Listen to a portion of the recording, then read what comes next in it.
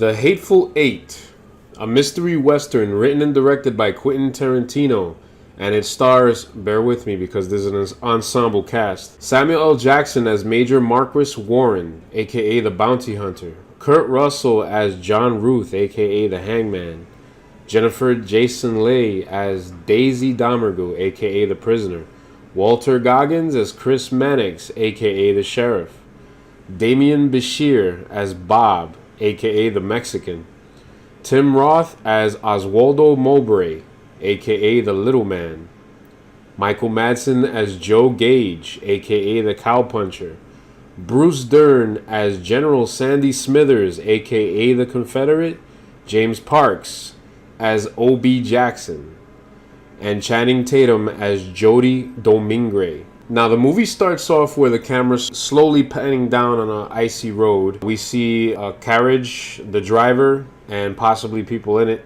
But as the camera comes down even more, you see Samuel L. Jackson's character, Major Warren, sitting on a bunch of cold dead bodies. You find out in a little bit that he's a bounty hunter, which back in those times, which was a couple of years after the Civil War, when you're a bounty hunter, if the slip says dead or alive, you can choose to kill them and bring their body in. You can choose to bring them alive.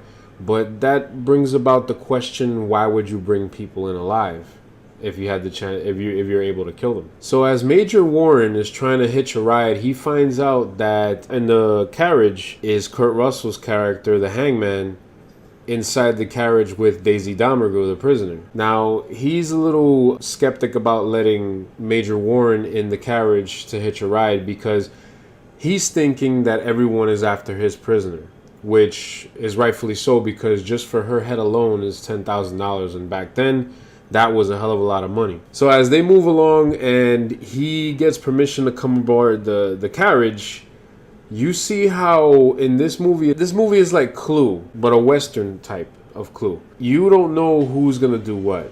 But Quentin Tarantino as a director himself kind of plays a character, and let me explain why. He's in the movie as a narrator at one part of the movie, but what I mean by him being a character is he picks the most weird times to show people's facial expressions toward each other. After they allow Samuel L. Jackson to get on the carriage, they're riding along and they run into another character played by Walter Goggins, Chris Mannix, who claims he's a sheriff. We don't know for sure if he is, but he claims he's the sheriff of Red Rock, Wyoming, which is where everybody is pretty much on their way to. But there's a blizzard on the way, so they can't go fully there, so they have to make a stop halfway to where it's called Minnie's Haberdashery. But we'll get to that in a second. So he's questioning Chris Mannix before he lets Chris Mannix come onto the carriage.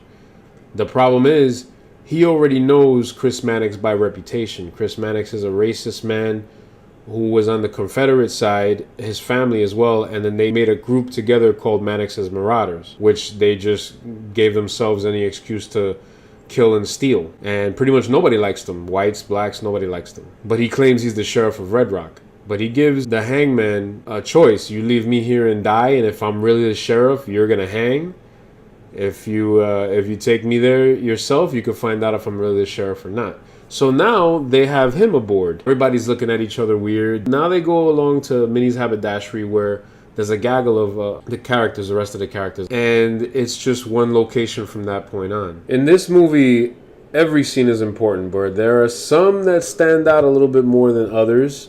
I'm just going to name a few of them. One is the reveal, which is basically a little bit past the middle, which is very good because as it's revealing slowly what's happening, you're like, oh, okay, yeah, I guess that. You might guess one part and not guess the other. And there's another scene that involves a blanket. And what would you do for a blanket?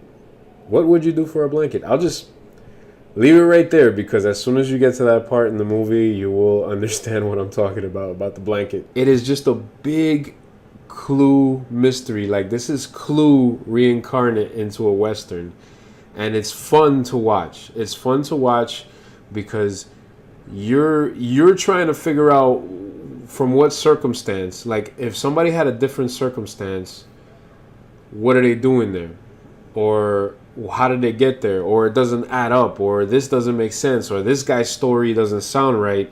he doesn't look the type that he's describing to people, you know, this and that, especially with Chris Mannix claiming that he's the sheriff. So it's a lot of fun trying to figure out who's who and what's what. And then once you get toward the end, again, something that will kind of turn your head a little bit and you'll be like, hey, wait a minute, how can this be? Because the likeliest of enemies could become friends, or could already be friends, or the best of friends could become the likeliest of enemies. It's up to you to decide, but it's a lot of fun watching this movie. I guarantee you will have a lot of fun. Justice grade and fanboy grade for this movie are going to be the same, like I promised in future movie reviews. As I go along, they will separate from each other, and you will see that there is a big difference from my fanboy side and from the Justice, what I see when I'm watching the movie. I'm not blinded by being a fanboy or you know, being naive or anything like that. So the Justice grade and the fanboy grade for this movie is going to be both A+. Reason for that is it's a great setup. The movie sets itself up. It's a long movie. It's about 2 hours and 45 minutes, somewhere around there, probably a little less. It needs all that time for you to set up all the characters. But I say this in all my movie reviews about setting up characters, developing their arcs, developing their backstory. This movie does that, so I don't have to say it, basically. But it does it in a way as if you are hoping that every actor in this movie gets a Best Actor award. Like if that was actually a possible thing to do. Because their story arcs are so individualized that you feel you're watching that many movies until they come together, and then you're just waiting for something to go off, or you're just thinking of an outcome in your head and you wish and you hope it could be just like that. So that's my review on the Hateful Eight. Hopefully you guys like it. Hopefully you guys come back for more. And as always, stay enthusiastic.